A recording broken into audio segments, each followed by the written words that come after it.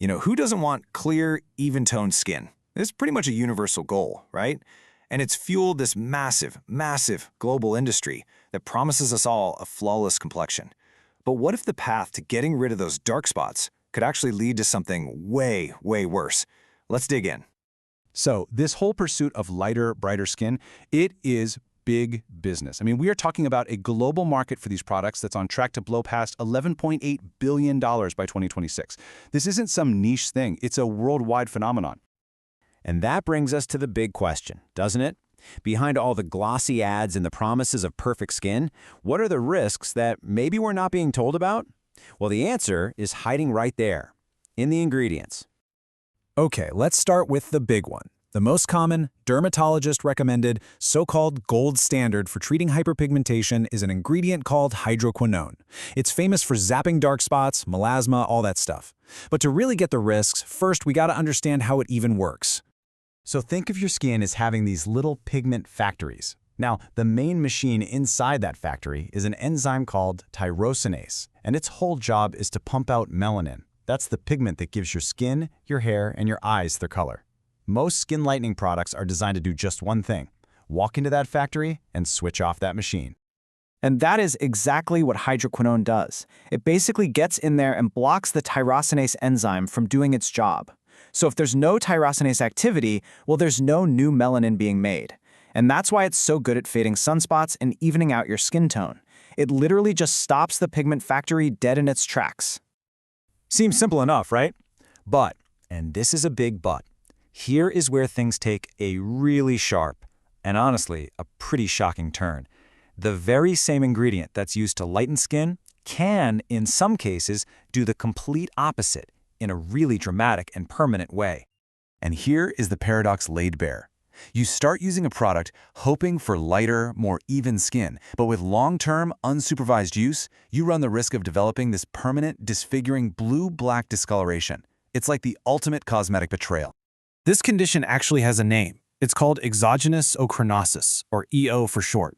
It is a known complication of using hydroquinone for too long. And listen to this. It's not just from super high-strength prescriptions. There are cases reported even with over-the-counter stuff containing as little as 2% hydroquinone. The symptoms of EO are pretty unmistakable, and they're really distressing. We're talking about these symmetrical blue-black or grayish spots, sometimes with these tiny raised bumps that have been described as looking caviar-like. They usually pop up on sun-exposed areas like your cheeks and neck. And what makes it so serious is that once that pigment gets deposited deep down in the skin, it is notoriously difficult and sometimes totally impossible to treat. So, what is actually happening underneath the skin? Well, when doctors look at a biopsy of skin with EO, they see these really specific, ochre-colored, banana-shaped fibers deep in the dermis. This isn't just a surface stain, it is a real structural change happening deep inside your skin. And get this, it's not just a skin-deep problem. Some studies show that up to 45% of the hydroquinone you put on your skin can be absorbed systemically. That means a huge chunk of it isn't just sitting on the surface. It's actually getting into your bloodstream and circulating through your entire body. As scary as ochronosis is, that's a risk from a regulated, known ingredient.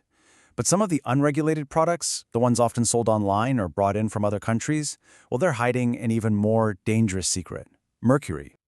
Yeah, you heard that right. We're talking about mercury. It's a seriously toxic heavy metal that's been banned in cosmetics in a lot of countries, including the US. But it's still found in illegal creams. Why? Because it's cheap and it works fast. It shuts down that same tyrosinase enzyme. The cost, though, is just catastrophic. Mercury is a powerful neurotoxin that can wreck your brain and your kidneys. And the danger doesn't just stop with the person who's putting on the cream. See, mercury releases these toxic vapors into the air, which can then be inhaled by family members, roommates, especially kids. The poison can also spread just by touching contaminated towels, clothes, or even pillowcases. The effects on the body are just devastating for everyone. In adults, long-term exposure can lead to neurological problems like memory loss and tremors, even kidney failure.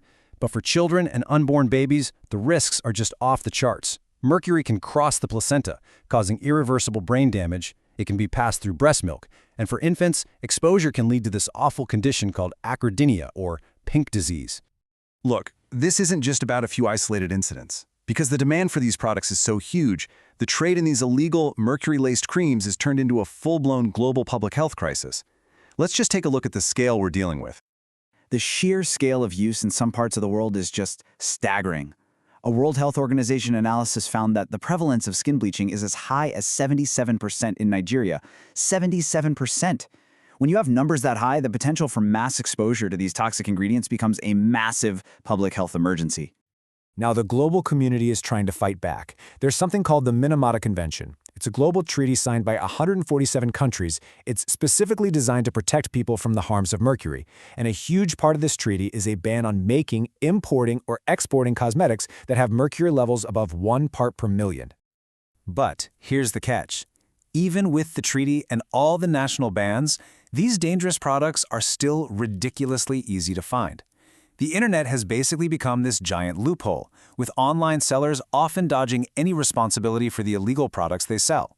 And that brings the problem right back to you, the individual consumer. So, what can you actually do? You have to do your own health advocate. Here is what you really need to take away from all this.